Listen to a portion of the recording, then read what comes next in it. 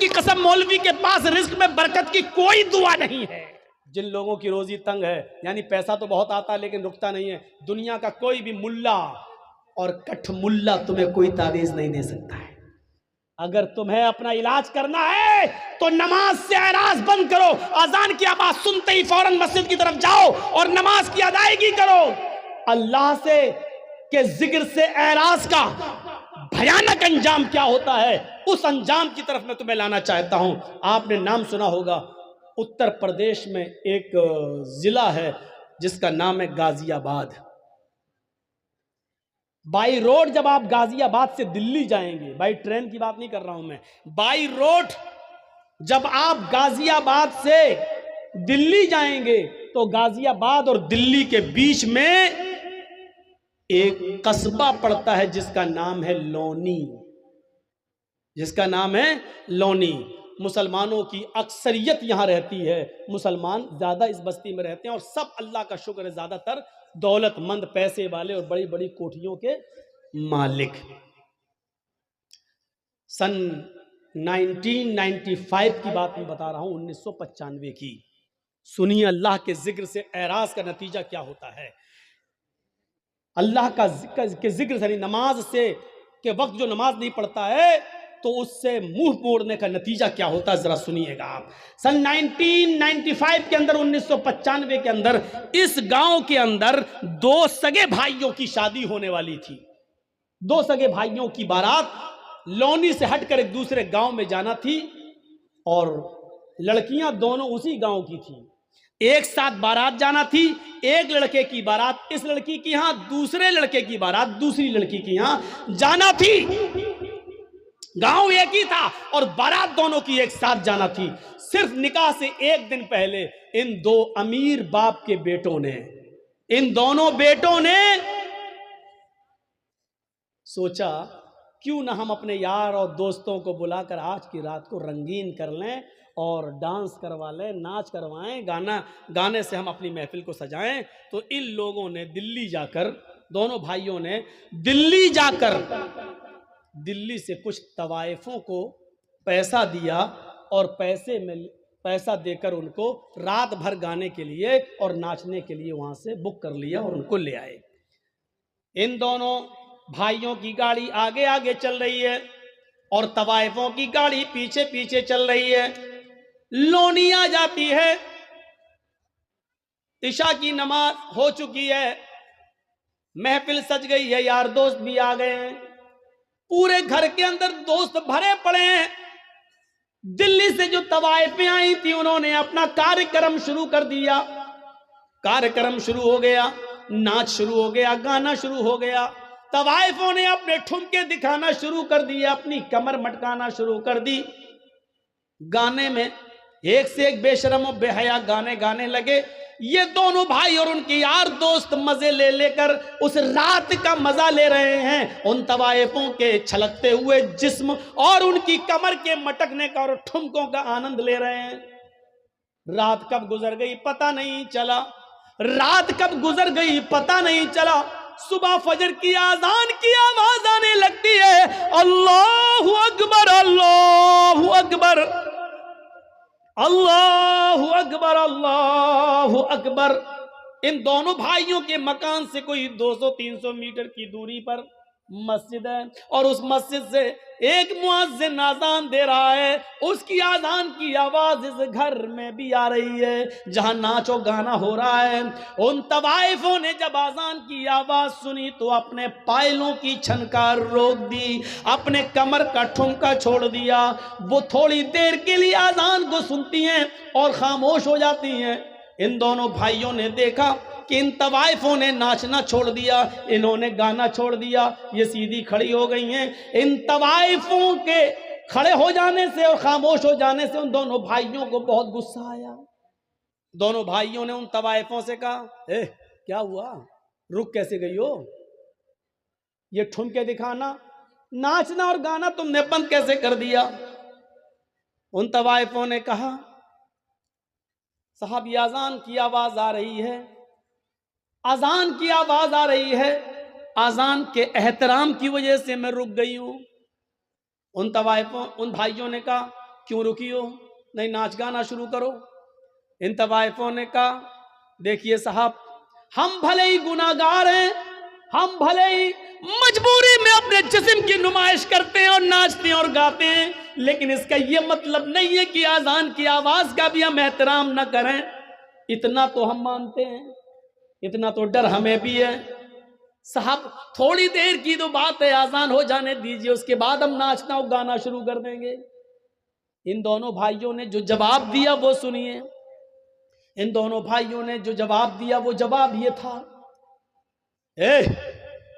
अजान तो दिन भर में 5 मर्तबा होती है, वो तो होती है, वो तो फिर हो जाएगी, लेकिन तुम तो बार बार नहीं आती हो, तुम तो आज आई हो, कल थोड़ी आओगी। मुअज्जिन अपना काम कर रहा, उसको करने दो, तुम अपना काम शुरू करो, चलो नाचो। और इन तवाइफों ने ये सोच कर कि मेरे पूरी रात की मजदूरी कहीं ये न मार ले, पैसा न दे, इसलिए उन्होंने अपने कमर को फिर मटकाना शुरू कर दिया, फिर ठुमके लगाना शुरू कर दिया और नाचना फिर शुरू कर दिया। और ये नाच गाना सुबह 7 बजे तक चला। दिन में 2 बजे बारात जाना थी, शाम को 7 बजे निकाह होना था, 9 बजे वहां से इन दोनों औरतों की, दोनों बीवियों की रुखसती होकर इन दोनों भाइयों के घर आना थी। कार्ड सबको बढ़ चुके थे, सुबह 7 बज चुके हैं। इन तवाइफों ने कहा, देखो मैं अकेले नहीं जाऊंगी, तुम लोग मुझे लेकर आए हो, मुझे दिल्ली पहुंचाओ भी, क्योंकि रास्ते में हम तवाइफों को लूटने वाले लोग बहुत मिलते हैं, हमारे जिस्मों के साथ गलत सलूक करते हैं, इसलिए तुम लोग हमें छोड़ के भी आओ। उन दोनों भाइयों ने कहा, चलो हम लेकर आए थे तो छोड़ने जाने में क्या अर्ज है। इन दोनों भाइयों ने अपनी गाड़ी उठाई, तवाइफों की गाड़ी भी चलने लगी। अब तवाइफों की गाड़ी आगे आगे चल रही है और इन दोनों भाइयों की गाड़ी पीछे पीछे चल रही है, ताकि इन तवाइफों को आगे से अगर पीछे कर दें तो हम तो आगे निकल जाएं और पीछे से इनका अपहरण हो जाए, है नहीं। तो इन तवाइफों से कहा, तुम आगे आगे चलो। तवाइफों की गाड़ी आगे आगे चल रही है और इन दोनों भाइयों की गाड़ी पीछे पीछे चल रही है। सर्दियों के दिन है, कोहरा बहुत पड़ रहा है, सामने से ट्रक आ रहा है। सामने से ट्रक आने की वजह से तवाइफों के ड्राइवर ने थोड़ा सा क्रॉस किया और गाड़ी को निकाल लिया, लेकिन इन दोनों भाइयों के ड्राइवर ने शराब पी रखी थी, रात भर शराब का जाम पीता रहा और नाचो गाना देखता रहा। ये सही से क्रॉस नहीं कर पाया और आने वाले ट्रक ने इतनी जोर से धक्का मारा इन दोनों भाइयों की गाड़ी में कि गाड़ी जंपिंग करते हुए 25-30 फीट दूर जाके गिरती है और बिल्कुल ध्वस्त हो जाती है, बिल्कुल खत्म हो जाती है। जब इन दोनों भाइयों की लाशों को निकाला गया तो अल्लाह की कसम पहचान में नहीं आ रहा था कि बड़े भाई की लाश कौन सी है और छोटे भाई की लाश कौन सी है। ड्राइवर भी मरा और इन दोनों भाइयों की लाशें वहीं पर बिखर गईं। कपड़ों से कुछ आज़ा की पहचान होती है, पोस्टमार्टम के बाद इनकी लाश घर आती है। बाप के ऊपर जवान बच्चों की मौत कितना बड़ा हादसा होती है, ये तो वही जानते हैं कि जिनके जवान बच्चे जिनसे छीन लिए जाएं। हम और आप उसका अंदाजा नहीं कर सकते हैं। मेरे भाइयों, अब लाश कहीं बदबू न देने लगे, इसलिए हुक्म होता है कि ईशा की नमाज के बाद इनको दफनाया जाएगा, इनकी मिट्टी होगी, लाश कहीं बदबू न देने लगे। सोचिए जरा, थोड़ी देर के अंदर कितना मंजर बदल गया है। अभी थोड़ी देर के बाद आज ही के दिन इनको नहला धुलाकर नए कपड़े पहनाकर, मेरे भाइयों, इनको बारात लेकर लड़कियों के गांव में जाना था, लेकिन अब थोड़ी देर के बाद नहला धुला कर इनको लड़कियों के गांव में नहीं बल्कि कब्रिस्तान ले जाया जाएगा। थोड़ी देर में कितनी चीजें बदल गई हैं। आए शराब पीने वालों, आए जुआ खेलने वालों, क्रिकेट बोर्ड में मस्त रहने वालों, क्रिकेट में खेल खेल कर अपनी जवानी बर्बाद करने वालों, लहू और लैब में पढ़ने वालों, 12-12 और 1-1, 2-2 बजे तक यूट्यूब पर गंदी गंदी चीजें देखने वालों, मूवी देखने वालों, जरा सोचो तो सही इन नौजवानों की हैसियत कैसी बदलती है। अभी इनको बारात लेके जाना था लड़कियों के गांव में, लेकिन अब इन दोनों भाइयों का जनाजा जा रहा है मेरे प्यारे साथियों कब्रिस्तान की तरफ। अभी ये लड़के साथ में 300 और 400 बाराती लड़के के गांव में जाना थे। 300 और 400 लोगों के साथ इन दोनों नौजवानों को लड़की के गांव में जाना था, लेकिन अब ये 300 और 400 लोग लड़की के गांव में के बजाय अब जनाजे में जा रहे हैं। हैसियत देखो, हैसियत देखो। अभी इन दोनों लड़कों को ससुराल से आए हुए कपड़े पहनना थे, नए कपड़े पहनकर बारात में जाना था, लेकिन अब इन दोनों लड़कों के जिस्मों पर ससुराल से कपड़े नहीं बल्कि सफेद रंग का कफन पहना कर इनको कब्रिस्तान की तरफ ले जाया जा रहा है। मेरे भाइयों हैसियत बदल गई। ये नमाज के वक्त इन लोगों ने तवाइफों के नाच को मुंह चला चला के कहा नाचो नाचो। मौज़िन तो 5 टाइम अजान देता है, तुम तो रोज रोज थोड़ी आती हो। अब सुनो, अजान के टाइम पर क्रिकेट खेलने वालों तुम भी अपने अमल से ये जाहिर कर रहे हो अजान तो 5 बार होती है, क्रिकेट रोज रोज थोड़ी होता है। आए कैरम बोर्ड खेलने वालों और मैच देखने वालों तुम भी अपने अमल से ये साबित कर रहे हो कि अजान तो 5 बार होती है, मैच बार बार थोड़ी होता, आज देख लेता हूं फिर थोड़ी मिलेगा। तुम भी अपने अमल से यही साबित कर रहे हो। याद रखना जो इन नौजवानों का हाल हुआ है कल वो हमारे साथ भी हादसा हो सकता है, हादसा किसी के साथ भी हो सकता है। वमन अरज़ान ज़िक्री फ़इन्न लहू मईशतन ज़न्का, जो मेरे जिक्र से एराज करेगा हम उसकी रोजी को तंग कर देंगे। हम उससे रोजी को तंग, ये नहीं कहा बंद कर देंगे, हम उसकी रोजी को तंग कर देंगे। ये हमारे पास जो आज रोजी तंग हो चुकी है मेरे प्यारे साथियों, उसकी वजह यह है कि आज हम नमाज से दूर हो चुके हैं। ये इस्लाम की बुनियाद है, इसको पकड़े रहो। फिर सुनो, या अय्युहल्लज़ीना आमनू उदखुलू फिस्सिल्मि काफ़ा, ईमान वालों तुम इस्लाम के अंदर पूरे के पूरे दाखिल हो जाओ। हमें इस्लाम के अंदर पूरा का पूरा दाखिल होना है, आधा अधूरा नहीं। पूरा का पूरा दाखिल होने का मतलब समझते हैं? मैंने कहीं मिसाल दी थी, आपको भी दे दूं। पूरा का पूरा इस्लाम, ये एक खंबा है, ये जो लगा है जिस पर लाइट लगी है ये खंबा है। मान लो ये बिजली का पोल है, बिजली का पोल है, और इसके बगल में आम का एक दरख्त है, आम का दरख्त। आप क्या कहेंगे? ये आम का दरख्त है, ये बिजली का खंबा है, बिजली का पोल है। आंधी आई या तेज हवा चली, जैसे अभी थोड़ी सी बारिश हो गई, तेज हवा चली और आम के पेड़ से चंद पत्ते 10, 15, 20 पत्ते टूटकर बिजली के पोल पे चिपक गए। तो इन 10, 15 पत्ते जो चिपक गए, तो इन पत्तों को देखकर क्या कोई इस बिजली के पोल को आम का पेड़ कहेगा? हमसे कोई पूछे साहब ये क्या? मैं आम का पेड़ है, तो क्या कहेगा आदमी? मौलाना जर्जीस पागल हो गए, उनको पागल खाने में भर्ती करो। अरे ये आम का पेड़ नहीं है, ये बिजली का पोल है। नहीं साहब, इस पे तो आम के पत्ते लगे हुए हैं। अरे 10-15 पत्ते वो वहां से गिरे, इस पे चिपक गए, तो 10-15-20 पत्तों के चिपकने की वजह से एक बिजली का पोल आम का दरख्त नहीं हो सकता है। सही बात है ना? तो 2-4 नमाजें पढ़ लेने से और 2-4 रोजा रख लेने से हम और आप मुसलमान कैसे हो सकते?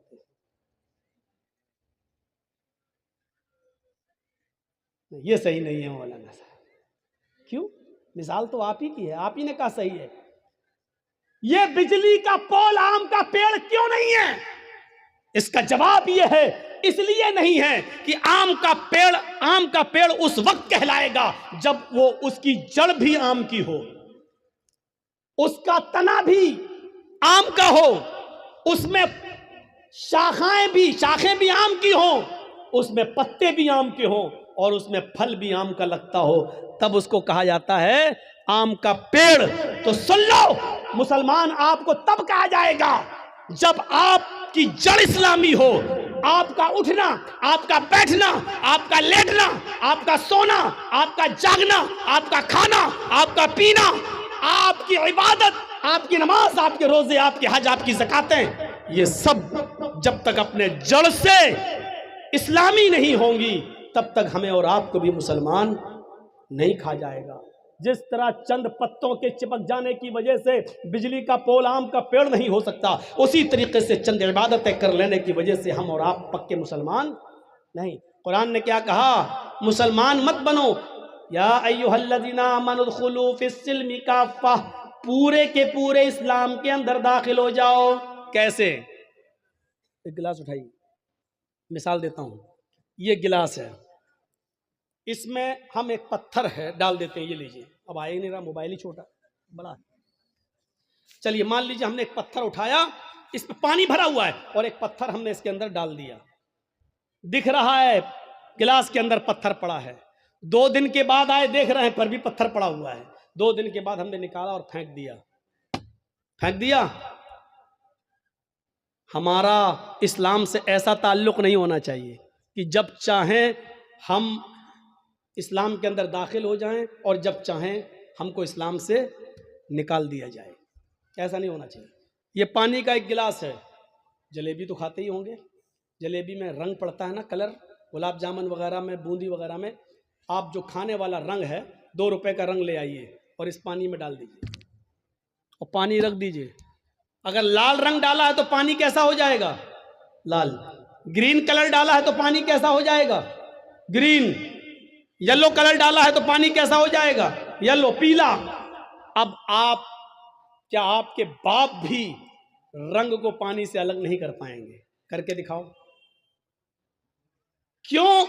पानी में जब रंग पड़ गया तो पानी ने फौरन रंग को अपने अंदर जज्ब कर लिया और रंग ने भी पानी को अपने रंग में ढाल लिया। दोनों तरफ से बात हुई ना।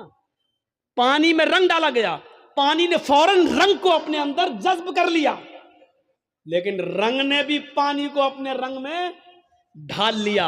अब आप रंग को अलग करना चाहो पानी से तो रंग पानी से अलग नहीं हो सकता, और पानी को अलग करना चाहो रंग से तो पानी भी अलग नहीं हो सकता। फेंक दोगे बेकार हो सकता है, लेकिन अलग नहीं हो सकता है। ये ताल्लुक होना चाहिए हमारा इस्लाम के साथ। यानी इस्लाम हमारे अंदर ऐसा घुसा हुआ हो, ऐसा जज्ब हो जाए कि इस्लाम हमारे अंदर ऐसा जज्ब हो कि हम इस्लाम के मिजाज में ढल जाएं और इस्लाम हमें अपने अंदर जज्ब कर ले। फिर हमसे इस्लाम को निकाला जाए तो ना निकले, और इस्लाम को हमसे दूर किया जाए तो ना हो।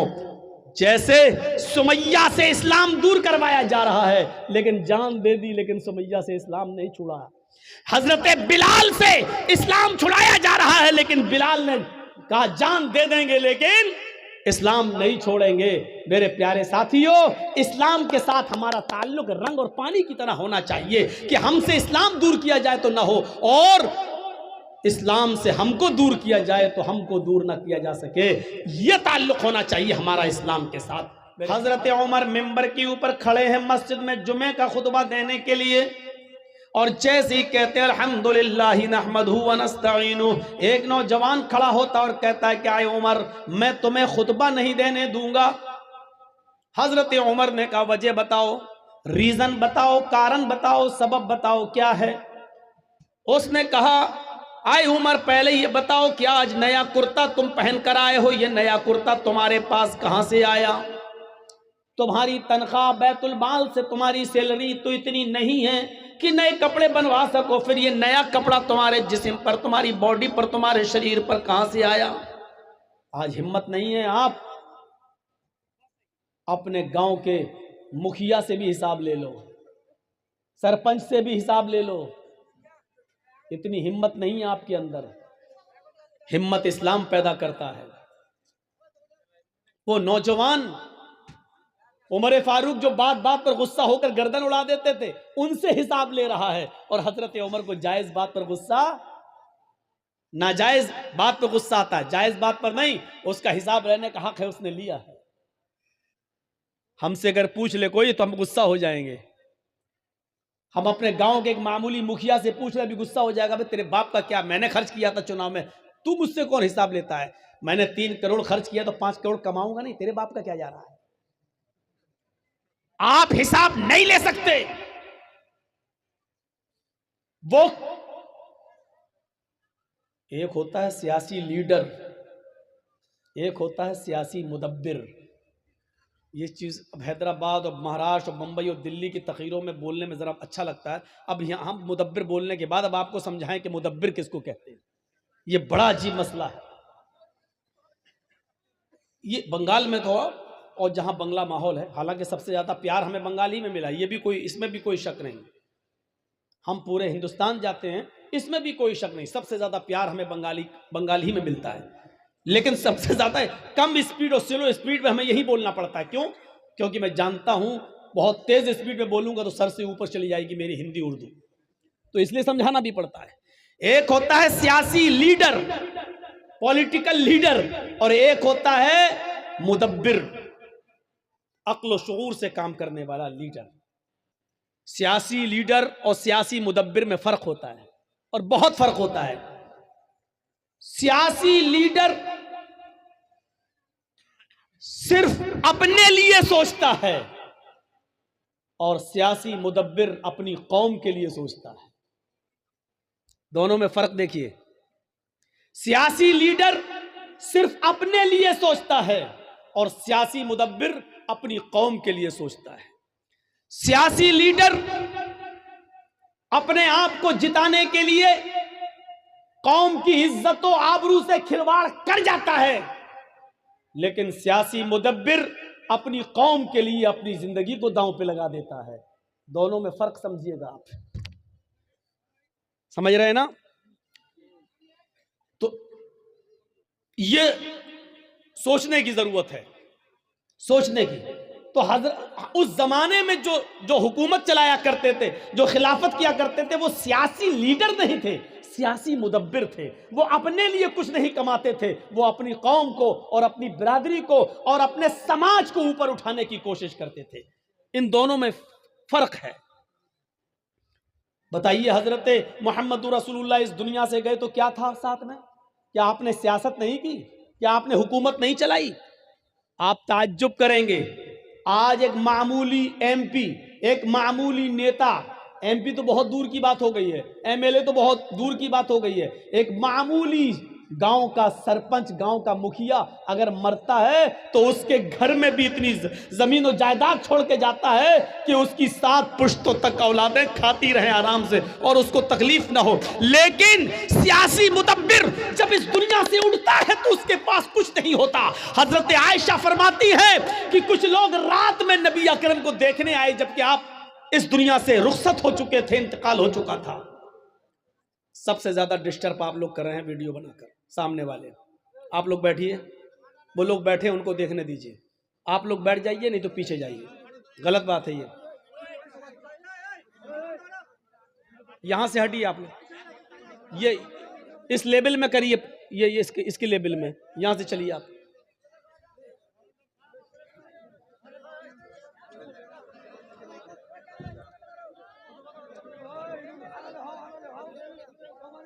हाँ चलिए, वो हो रहा है, रजाकार लोग, वॉलंटियर लोग, जरा इनको देख लें, बैठाइए।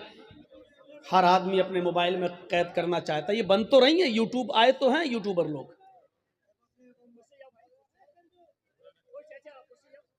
बस बैठ जाइए। तो सुनिए, सियासी लीडर जब मरता है तो बहुत कुछ अपने और अपनी औलाद के लिए और अपने रिश्तेदारों के लिए छोड़ के मरता है। सियासी मुदब्बिर जब इस दुनिया से जाता है तो उसके पास कुछ नहीं होता। मुहम्मदुर रसूलुल्लाह सल्लल्लाहु अलैहि वसल्लम जब इस दुनिया से गए, अबू बकर सिद्दीक इस दुनिया से गए, उमर फारूक इस दुनिया से गए, तो उनके पास क्या था? हम तो सिर्फ एक इलाके के जिम्मेदार हो सकते हैं।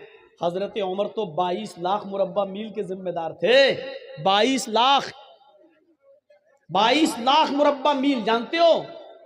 ये इराक, ईरान, जो आज इजराइल है, ये फिलिस्तीन, शाम, उर्दुन है और अलजायर, ये मिस्र, ये सारे मुल्क उनके अंडर में थे। आज तो ये अलग अलग कंट्री हैं, ये सब हजरत उमर फारूक के अंडर में थे, लेकिन इस दुनिया से गए तो खाली हाथ गए। नबी आकरम की हालत ये थी कि जब आपका इंतकाल हुआ, दिन भर लोग देखते रहे आपकी शक्ल, आते गए देखते गए, खाली करते गए हुजरा। कुछ लोगों को जितना लेट पता चला वो लेट में आए। एक जमात रात में आई, अल्लाह के रसूल की शक्ल देखना चाहती है लेकिन अंधेरे में शक्ल नहीं दिख रही। कहा अम्मी आयशा, अल्लाह के नबी का चेहरा कैसे देखें, थोड़ा सा चिराग जला दो। चिराग समझते हैं ना, हमारे यहाँ जो भी होता हो, चिराग जला दीजिए, चिराग, ताकि हम चेहरा देख लें। हजरत आयशा रोने लगी और रोते हुए कहती हैं, क्यों मेरा मजाक उड़ाते हो? अरे बाहर से आने वालों, क्यों हम मोहम्मद के घराने की इंसल्ट करते हो? क्यों मेरी जबान से ऐसे जुमले कहलवाना चाहते हो जो हम कहना नहीं चाहते? कहा अम्मा आयशा, हमने कौन सी इंसल्ट कर दी? हमने तो सिर्फ ये कहा कि चिराग जला दो, हमें नबी का चेहरा सही से देखना, अंधेरे में दिख नहीं रहा है, क्या मैं आखिरी बार दीदार भी ना करूं? तो हजरत आयशा फरमाती हैं कि तुम्हारे सरदार ने, तुम्हारे नबी ने, ये पैगंबर जो इस दुनिया से रुखसत हो गए, इन्होंने मेरे घर में इतना तेल भी तो नहीं छोड़ा है कि मैं चिराग जलाकर तुम्हें, अपने शौहर का, अपने पति का, तुम्हें चेहरा दिखा सकूं। तो सियासी लीडर और सियासी मुदब्बिर में फर्क होता है। सियासत करना बुरा नहीं है, अगर समाज के लिए की जाए तो बहुत अच्छी बात है, समाज की सेवा के लिए की जाए तो बहुत अच्छी बात है, कौम की खिदमत के लिए की जाए तो बहुत अच्छी बात है। हजरत उमर से कहा, उमर हिसाब दो, ये नया कुर्ता कहां से आया? हजरत उमर फारूक ने कहा, इसका जवाब मैं नहीं, मेरा बेटा देगा। खड़े हो जाओ बेटे। हजरत अब्दुल्ला इब्ने उमर खड़े हुए और कहने लगे कि बैतुल माल में जो चादरें आई थी, ये बैठ जाए तब बताइएगा हमको।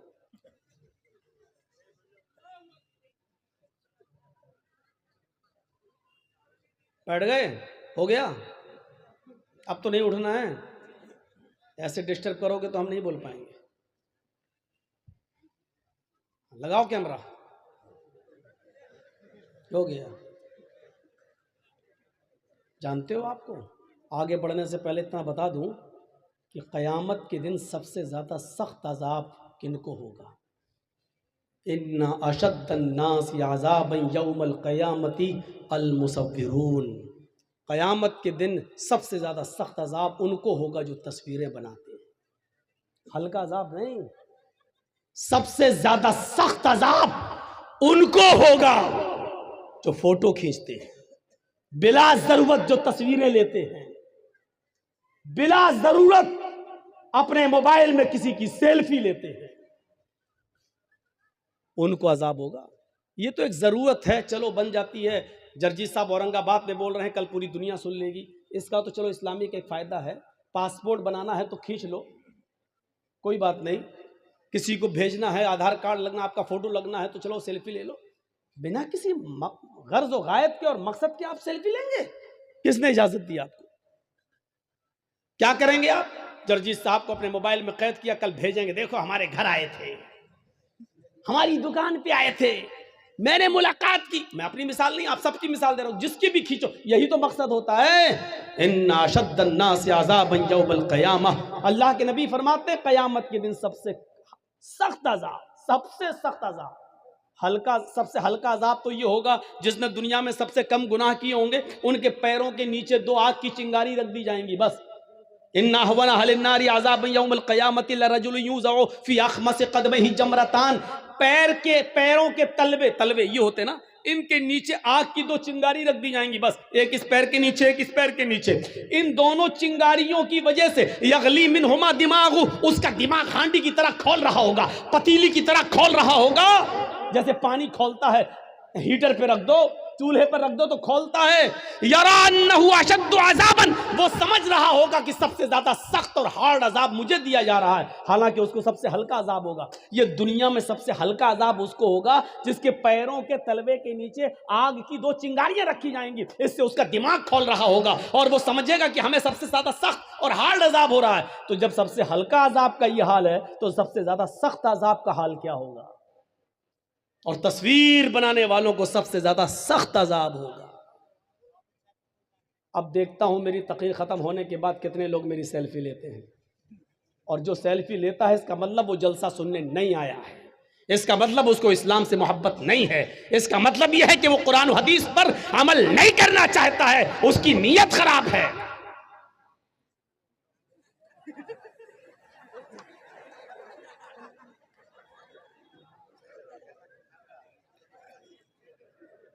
अच्छा, कुत्ते की दुम देखी है कैसी होती है? अगर उसको 100 साल के लिए किसी पाइप में रख दो और 100 साल के बाद निकालो तो सीधी हो जाएगी ना? नहीं होगी ना। अल्लाह के बंदो, इतना मत कहलवाओ कि मैं कुत्ते उत्ते पे आ जाऊं, उसकी दुम पे आ जाऊं। अब अगर कुछ भी हुआ तो बहुत खतरनाक मिसाल दूंगा, शायद फिर औरंगाबाद में बुलाना छोड़ दो। अरे हमको बता देते साहब, हम क्या कर, हालांकि मुझे अपने हिसाब से सेटिंग करना आती है, हमने कर लिया, और हमको जो पसंद है वो उसमें आप इंटरफियर कर रहे हैं। तो हजरत उमर फारूक ने क्या कहा? हो गया बेटा तुम्हारा, अब आ गया हूं, फिर मैं जहां से छोड़ा था वहीं पे फिर मैं आ गया हूं। हजरत उमर फारूक ने कहा इसका सफाई मेरा बेटा देगा। बेटे ने क्या सफाई दी? बेटे ने सफाई दी कि बहुत सी चादरें आई हुई थी बैतुल माल में, बहुत सी चादरें, और सबको एक एक चादर तकसीम होना थी, बंटना था, तो सबके दरमियान एक एक चादर बांटी गई।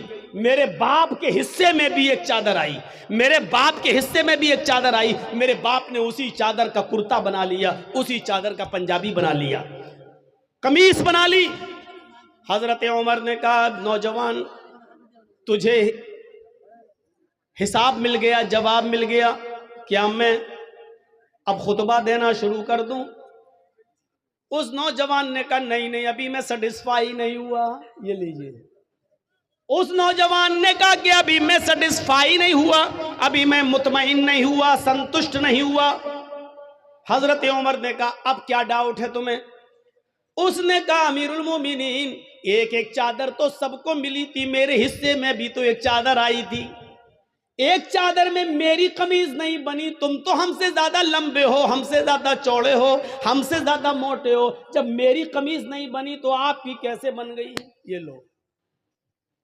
हजरत उमर ने कहा बेटे इसका भी जवाब दो, वरना उमर कभी भी मिंबर रसूल पर कदम नहीं रखेगा।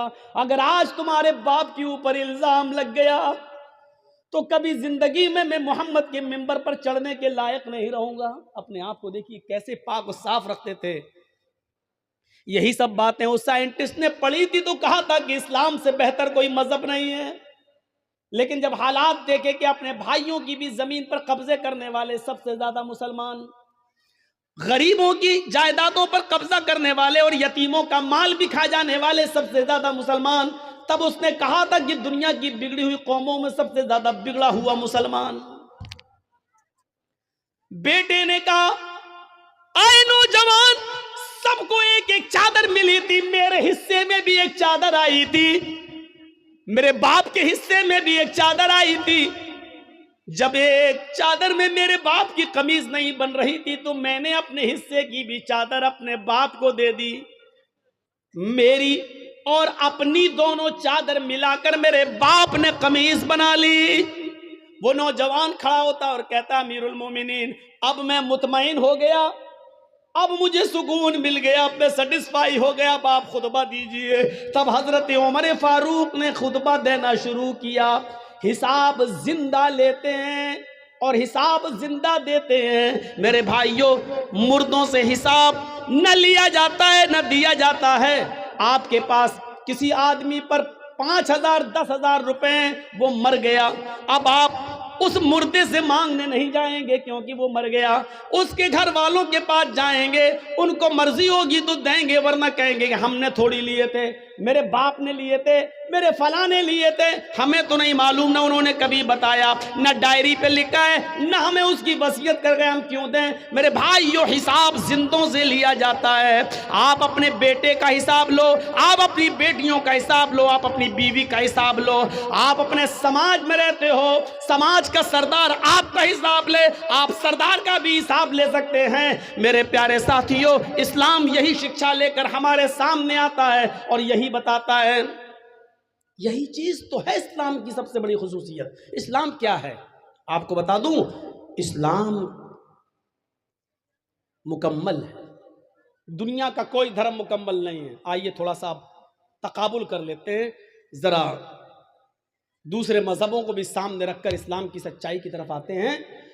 दुनिया में मुकम्मल अगर कोई धर्म है, मुकम्मल समझते ना, कंप्लीट, अगर कंप्लीट कोई रिलीजियस कोई मजहब है तो क्या है? इस्लाम।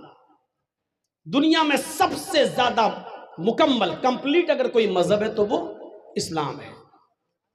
नबी अकरम से पहले कौन थे? हजरत ईसा अलैहिस्सलाम।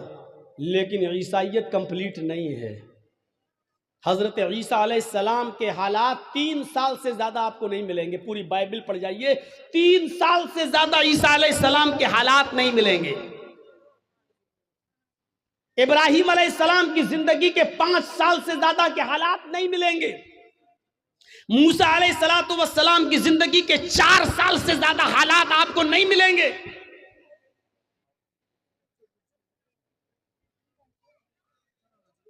पढ़ जाइए आप, पूरी रामायण पढ़ जाइए, दोनों रामायण, रामचरितमानस तुलसीदास जी की और वाल्मीकि रामायण वाल्मीकि जी की। रामचंद्र जी के हालात का अगर आप जायजा लें तो पूरी जिंदगी के हालात उनके भी नहीं मिलेंगे। सिर्फ महाभारत के एक युद्ध के इर्द गिर्द वो घूमती है उनकी पूरी कहानी। लेकिन अल्लाह के रसूल की जिंदगी का अगर आप मुताला करें, मोहम्मद रसूलुल्लाह की लाइफ की अगर आप स्टडी करें, तो जिस दिन से पैदा हुए और जब आप इस दुनिया को छोड़कर रुखसत हुए, पैदाइश से लेकर 40 साल तक नबी नहीं बने थे तब तक के हालात, और 40 साल से लेकर 23 साल और 63 साल, यानी 23 साल की नबवी जिंदगी, 13 साल मक्के और 10 साल मदीने की, 63 साल की जिंदगी के अगर हालात, एक एक दिन के हालात भी अगर आपको देखना हो तो आप पढ़ेंगे तो मोहम्मद रसूलुल्लाह की पैदाइश से लेकर आखिरी वक्त, आखिरी सांस तक के हालात आपको मिलेंगे। पैदाइश के हालात ये थे कि जब आप पैदा हुए तो माँ उनकी आमिना कहती है, मेरी आंखों के सामने से एक नूर चमका, एक रोशनी हुई और ऐसा लगा कि उस रोशनी ने पूरी दुनिया को रोशन कर दिया। ये इस बात की तरफ इशारा था कि आया आमिना, तूने जो बेटा पैदा किया है वो ऐसी रोशनी लेकर आया है कि वो रोशनी, उसकी कुरान की रोशनी, उसकी इल्म की रोशनी पूरी दुनिया को रोशन कर देगी। जब आपकी उम्र कोई बहुत ज्यादा नहीं हुई, 1.5-2 महीने के हुए, और मक्के की फिजा जब बहुत ज्यादा खराब थी, आब हवा बहुत ज्यादा खराब थी, मक्के में बीमारियां फैली हुई थी, तो मक्के की औरतें अपने बच्चों को दूसरे देहात में, दूसरे शहरों में भेज दिया करती थी। दूसरी औरतें उनको दूध पिलाया करती थी ताकि बच्चा बीमारी से महफूज रहे, तंदुरुस्त होकर लौटाया जाए। हलीमा सादिया कबीले साद से चली और वो भी और औरतों के साथ आती है, और जब आती है तो उसी की किस्मत में मोहम्मदुर रसूलुल्लाह थे। कुछ हुज्जत के बाद, बहसों मुबाहिसे के बाद आमिना ने अपना बेटा हलीमा को दे दिया। हलीमा सादिया कहती है कि मेरी सवारी बहुत कमजोर थी, जब मैं कबीले बनु साद से सवारी पर बैठकर आई तो थक जाती थी और कहीं कहीं रुक जाती थी, बैठ जाती थी, आधा 1 घंटा सस्ताती थी, उसके बाद दोबारा चलती थी। लेकिन जब मोहम्मद को मैंने लिया, इस 1.5 महीने के बच्चे को जब मैंने अपनी गोद में लिया, इस 45 दिन के बच्चे को जब मैंने अपनी गोद में लिया और उस सवारी के ऊपर बैठी और कबीले बनु साद अपने घर में, अपने खानदान में लेके आने लगी, तो मेरी वही सवारी जो थक जाया करती थी, हवा से बातें करने लगी, उसकी बीमारी खत्म हो गई। थकने का नाम नहीं लेती थी, कभी रुकने का नाम नहीं लेती थी।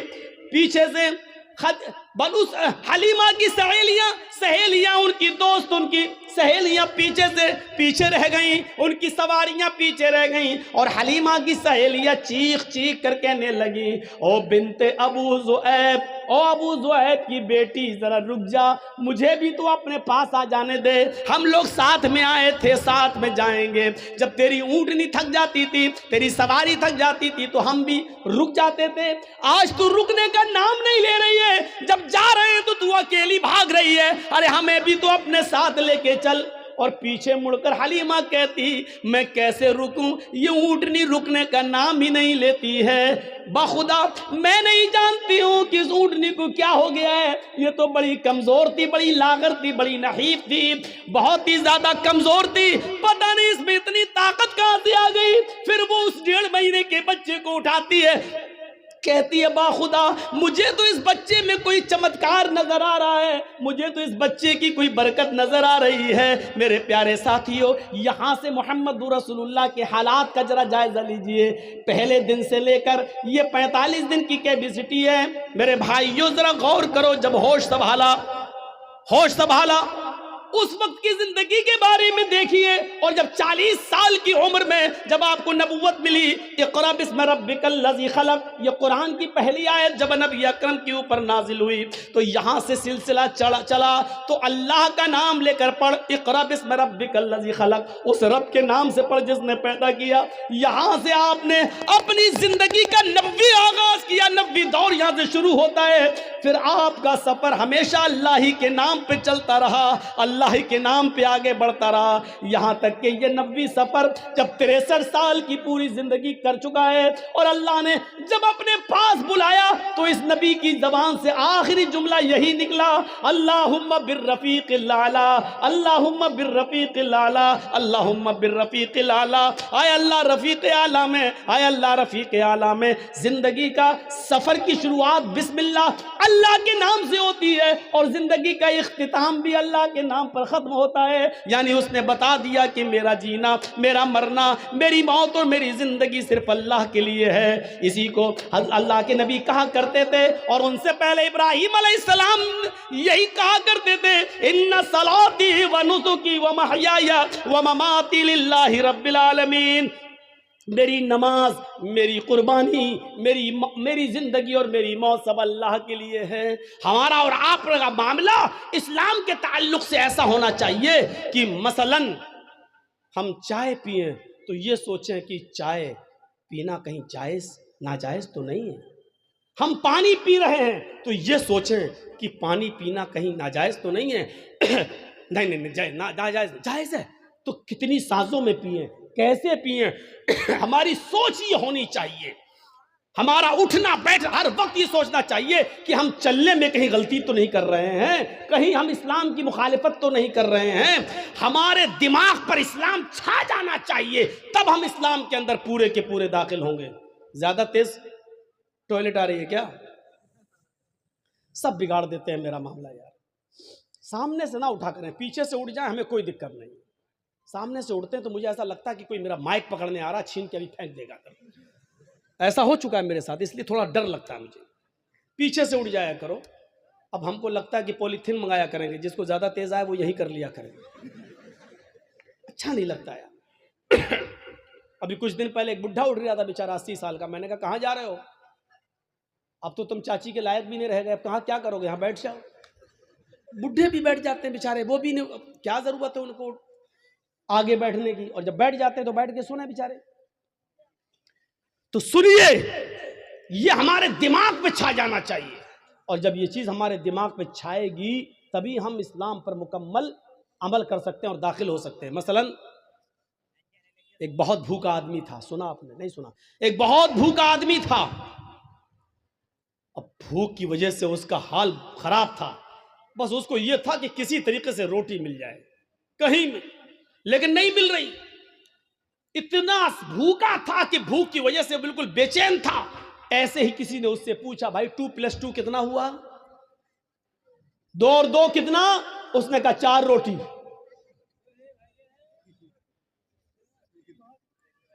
वो 4 मोबाइल भी कह सकता था, वो 4 माइक भी बोल सकता था, वो 4 गिलास भी बोल सकता था, वो 4 प्लेट भी बोल सकता था, लेकिन नहीं। और क्या जरूरत थी 4 माइक, 4 प्लेट, 4 गिलास बोलने की? उससे तो इतना पूछा गया 2 + 2 कितना, 2 और 2 कितना, उसको जवाब देना चाहिए 4। लेकिन उसने क्या कहा? 4 रोटी। क्यों कहा रोटी? क्योंकि उसके दिमाग में वही भरा पड़ा था कि हमें खाना कहीं से मिल जाए। यहां तक कि सवाल का पहला हिस्सा तो सही दिया, लेकिन आगे रोटी कह गया, 4 के बाद रोटी, क्योंकि उसके दिमाग में वो रोटी भरा हुआ, खाना मिल जाए। मेरे भाइयों, यही हमारा इस्लाम के साथ यही सुलूक होना चाहिए। हम उठे तो सोचें कि इस्लाम की मुखालिफत तो नहीं हो रही है, हम बैठे तो सोचें कि हमारा बैठना गैर इस्लामी तो नहीं है, हम चले तो सोचें कि हमारा चलना गैर इस्लामी तो नहीं है, हम शादी करें तो सोचें कि हमारा चलना गैर इस्लामी तो नहीं है, हम खाएं पिए या जो मेहनत, जो बिजनेस, जो कारोबार कर रहे हैं उसके बारे में सोचें कि कहीं गैर इस्लामी तो नहीं है।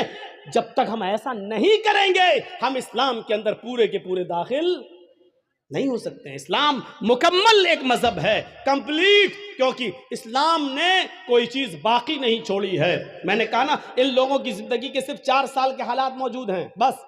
ईसा अलैहिस्सलाम के 3 साल के हालात मौजूद हैं। आज चले जाइए ईसाइयों के पास और पूछिए कि शादी कैसे होनी चाहिए, ईसाई नहीं बता पाएंगे। क्यों नहीं बता पाएंगे? उनको मालूम ही नहीं है। क्यों? ईसा अलैहिस्सलाम ने शादी ही नहीं की थी।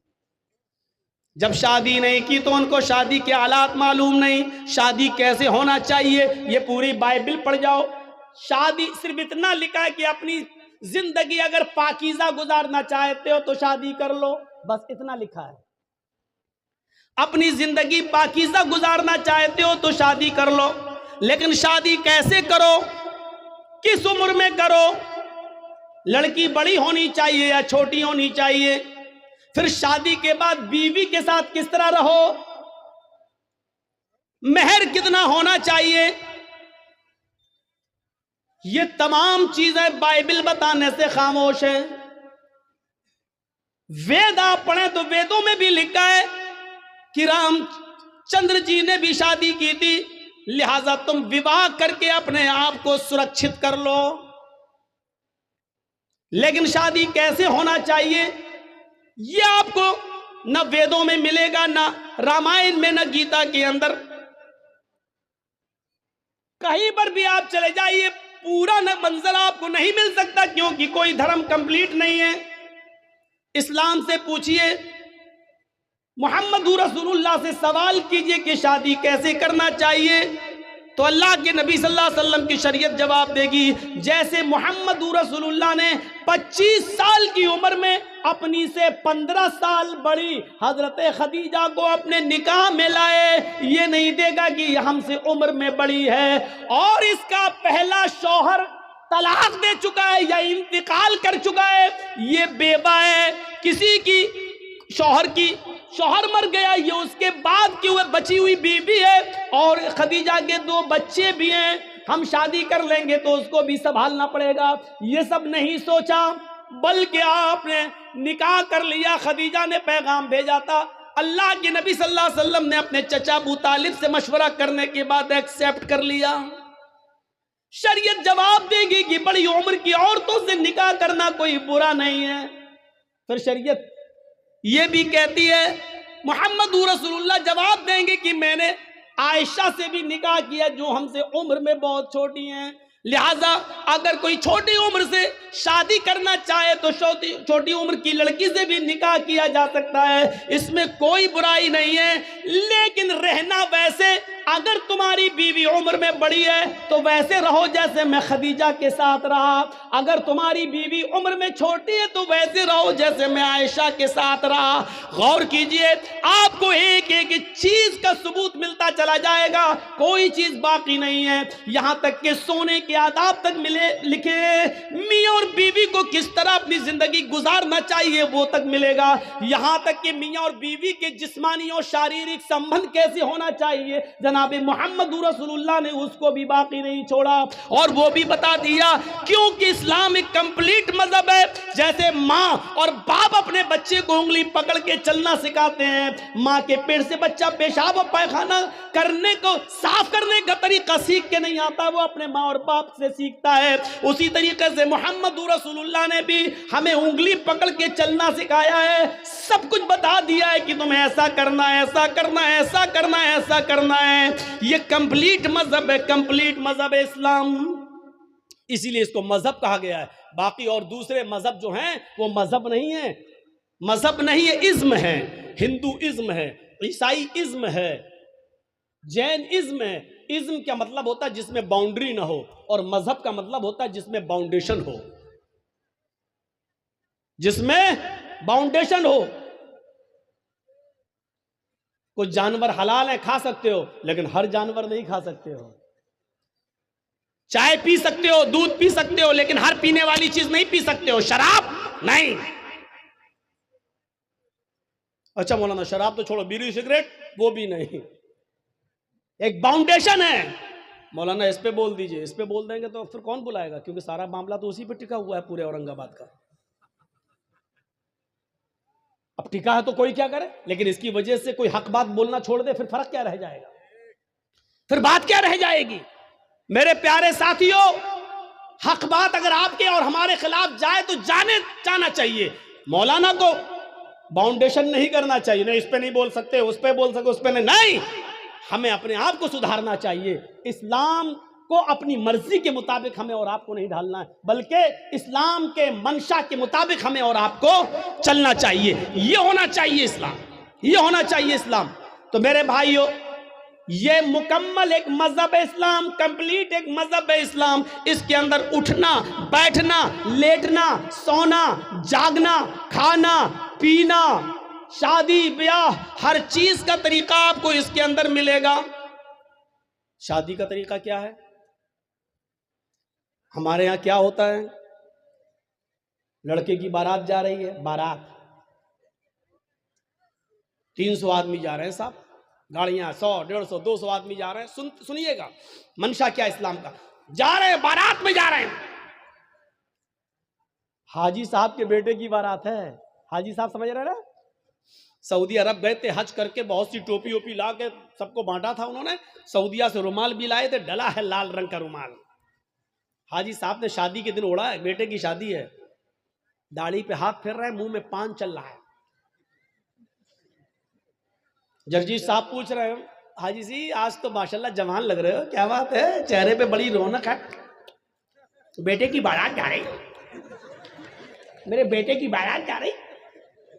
अच्छा बारात क्या होती है मालूम है? बारात, ये बारात का तसव्वुर कहां से आया? 100, 150, 200 साल पहले जब हमारे हिंदू भाइयों में, जब वो अपने लड़के की बारात किसी दूसरे शहर में ले जाते थे तो डर होता था कि कहीं लूट ना जाए काफिला, कहीं ये लोग लूट, अकेले अगर लड़का लड़की शादी करके आएंगे तो कहीं लूट ना लिए जाएं, सोना चांदी जेवरात लूट जाएं। तो ऐसा नहीं होता था। फिर वो लोग 100-50 आदमी को लेके निकलते थे घोड़ों पर, जो भी चीज मिलती थी उस पे जाते थे दूसरे शहर, और वहां से लड़की की विदा करा के अपने साथ लाते थे ताकि लूटे ना जाएं और काफिले वाले सामान न लूट लें। तो वहां से ये रस्म निकली और निकलते निकलते आज इसने बारात का नाम पा लिया। बारात का आज ये हाल है, एक घर से दूसरे घर में भी बारात जा रही है तो 200 आदमी चाहिए। इनको बारात नहीं कहना चाहिए। सच पूछो मौलाना जर्जीस के हिसाब से तो इनको चोर कहना चाहिए, डकैत, डाकू। ये बाराती नहीं है, डकैत जा रहे हैं, डाकू। लड़की वाले के घर डाका डालने जा रहे हैं। वहां जाके बैठ गए साहब, जैसे इनके बाप का घर हो। अब गरीब लड़की वाला बेचारा वो इनको अच्छे से अच्छा खिला रहा है। वो जानता है कि अगर खाने पीने में थोड़ी सी भी कमी हो गई तो जिंदगी भर मेरी बेटी को ताना मारेगा। ये पूरा समाज, जितने आए हैं, ये चोर, ये डकैत, ये सब ताना मारेंगे, देखो उसके बाप ने ऐसा खिलाया, कोई इज्जत नहीं की है। तो बेचारा वो इन चोरों का पेट भरने के लिए इन डकैतों का हलक तक ठूस देता है, लो खाओ, पहले नाश्ता फिर खाना। यहां तक ठूस देता है उसके सिर्फ इसलिए कि मेरी बेटी का घर बस जाए, जबकि उसका कर्ज अदा करने के लिए बेचारा सालों साल उसका ब्याज देता रहता है, लेकिन कर्ज अदा नहीं कर पाता है। ये कौन सोचेगा? इन गरीब लड़कियों के जो हाथ पीले नहीं हो रहे हैं, ये कौन सोचेगा? जरा तसव्वुर करो कि एक मोटरसाइकिल पे वो लड़का कैसे बैठ जाता है। हर साहब बड़ी अच्छी गाड़ी है माशाल्लाह, कहां से मिली, कितने में खरीदी? जहेज में मिली, जहेज में मिली। अरे उसको कहना चाहिए भीख में मिली, कहता जहेज में मिली। उसको कहना चाहिए मेरे ससुर ने मुझे इंटरनेशनल भिखारी समझ के दी, वो कहता गिफ्ट में दी। नाम बदल गए, देख लीजिए आप। जो चीज भीख में मिली उसको कहना जहेज में मिली, उसको कह रहा जहेज में मिली। जिसको कहना चाहिए मेरे ससुर ने मुझे इंटरनेशनल भिखारी समझ के दिया, भीख में दी, उसको गिफ्ट कह रहा, गिफ्ट। अरे नाम बदल देने से हैसियत नहीं बदल दी जाती है। शराब का नाम दवा रख दो तो शराब शराबी रहेगी, दवा नहीं हो जाएगी। मौलाना जर्जीस की शेरवानी उतार कर किसी सुअर को पहना दो तो क्या वो सुअर मौलाना जर्जीस बन जाएगा? है? लिबास बदल देने से सुअर सुअर ही रहेगा, गधा गधा ही रहेगा, कुत्ता कुत्ता ही रहेगा, भीख भीख ही रहेगी। उसका नाम दहेज जहेज रख देने से, माफ करना, भीख का नाम नहीं बदल जाएगा। औरतों ने नंगेपन का नाम फैशन रख दिया। क्या रख दिया?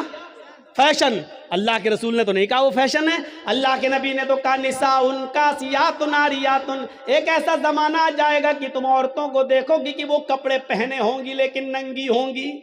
अल्लाह के नबी ने तो ये कहा था कि वो कपड़े पहने होंगी लेकिन नंगी होंगी। कपड़ा पहनने के बावजूद भी कोई नंगी होता है? नहीं, लेकिन नबी ने कहा कपड़े तो पहनेंगी लेकिन नंगी होंगी। कपड़ा पहनेंगी लेकिन हाथ दिखेंगे, कपड़ा पहनेंगी लेकिन पेट दिखेगा, कपड़ा पहनेंगी उनके जिस्म का उतारो चढ़ाव दिखेगा। यानी वो ऐसे तंग कपड़े पहनेंगी कि जिससे अगर कोई टेलर कोई दर्जी उनको देख ले तो नाप लेने की जरूरत ना पड़े। वो अपनी आंखों में पूरा का पूरा बसा लेके इसका सीना इतना, इतनी इसकी कमर इतनी, इसकी ब्लाउज का साइज इतना, वो सिर्फ एक नजर देखकर अंदाजा लगा ले कि इसकी साड़ी का नाप कितना, इसके ब्लाउज का नाप कितना, इसके पेट का नाप कितना, इसकी कमर का नाप कितना, इसके सीने का नाप कितना। ऐसी औरतों को बताया अल्लाह के नबी ने कि कपड़े तो पहनेंगी लेकिन नंगी होंगी। नबी ने तो उनको नंगा कहा है। अब हमारे यहाँ नाम बदल गया, ये फैशन है, ये फैशन है। लड़कियां चिपके हुए कपड़े पहनकर मार्केट जा रही हैं, उनकी रान से कपड़ा चिपका है, उनकी पिंडली से कपड़ा चिपका है। हम कह रहे हैं फैशन है ये। मेरे भाइयों, तुम्हारे नाम बदल देने से उनका नंगापन खत्म नहीं हो जाएगा। अल्लाह की कसम, तुम्हारी नजरों में फैशन है लेकिन मोहम्मद रसूलुल्लाह की नजर में वो लड़की नंगी है, नंगी है, नंगी है, बरहना है, बरहना है, बरहना है। नाम बदल देने से हैसियत नहीं बदल जाती है। भीख का नाम दहेज रख दो, माफ कीजिएगा, भीख भीख ही रहेगी। दहेज हो जाने से या जहेज हो जाने से मेरे भाइयों उसकी हैसियत नहीं बदल जाएगी। और जहेज किसको कहते हैं? दहेज तो हिंदी लफ्ज है, उर्दू में इसको कहते हैं जहेज। अगर देखा जाए तो जहाज़ा युजहिज़ु तजहीज़ उस सामान को कहते हैं जो मय्यत के साथ जाता है कब्रिस्तान तक। कहते नहीं तजहीज़ो तकफीन हो गई उसकी, अरबी में बोला जाता है, उर्दू में, कि उसकी तजहीज़, एक फला आदमी मर गया, इंतकाल हो गया है, उसकी तजहीज़, उसकी तकफीन 2 बजे होगी। इसका मतलब क्या है? तजहीज़ से बना है जहेज़। मरने वाले के साथ जो सामान जाता है, कफन अफन वगैरह, चारपाई वगैरह, इसको कहा जाता है जहेज़। आज वो जहेज़ शादी के बाद हमें मिलता है। ज़रा अंदाज़ा लगाइएगा कि कितना बुरा लफ्ज़ है जो मरने के बाद मय्यत के साथ जाता है, वो हम शादी के मौके पर लेते हैं जहेज के नाम पर। इतना सुनने के बावजूद भी वो पागल ही होगा जो कल शादी करे और फिर जहेज ले ले। ये सुनने के बाद भी। अब गौर करें आप, शादी हमारे यहां कैसी हो रही है। पहले बाराती पहुंच गए, अब चलो चोर और डकैत कह दिया, काफी है, अब बाराती कह दे रहा हूं, बार बार बुरा ना लगे। पहुंच गए, हो गया सब। लेकिन अल्लाह के रसूल के ज़माने में शादी कैसी होती थी? वो सारे वाकयात आपके सामने हैं, सुने होंगे। एक औरत अल्लाह के नबी के पास आई और कहने लगी कि अल्लाह के रसूल, मैं आपसे शादी करना चाहती हूँ, इन्नी अहबुलक, मैं अपने आप को आपको हिबा कर रही हूँ। तो अल्लाह के नबी सल्लल्लाहु अलैहि वसल्लम ने क्या फरमाया, अब मुझे जरूरत नहीं है। वहां एक सहाबी बैठे हुए थे, फौरन कहने लगे अल्लाह के रसूल, अगर आपको जरूरत नहीं है तो मेरे साथ करवा दीजिए इसकी शादी। कोई बुरी बात नहीं कही उन्होंने, मेरे साथ करवा दीजिए। अल्लाह के नबी ने कहा तुम करोगे? कहा हाँ, मुझे जरूरत है बीवी की। उस औरत से पूछा कि तुम इसके साथ करोगी? उसने कहा आपके लिए आई थी, अगर आप नहीं कर सकते तो इसके साथ कर दीजिए, मुझे तो घर बसाना है। तो अल्लाह के रसूल ने उस आदमी से, उस सहाबी से पूछा क्या दोगे इसको मेहर में? ये नहीं पूछा लड़की से है तेरा बाप है, तेरा भाई है, क्या देगा इस सहाबी को, ये नहीं पूछा, बल्कि क्या पूछा उस सहाबी से, क्या दोगे इसको मेहर में?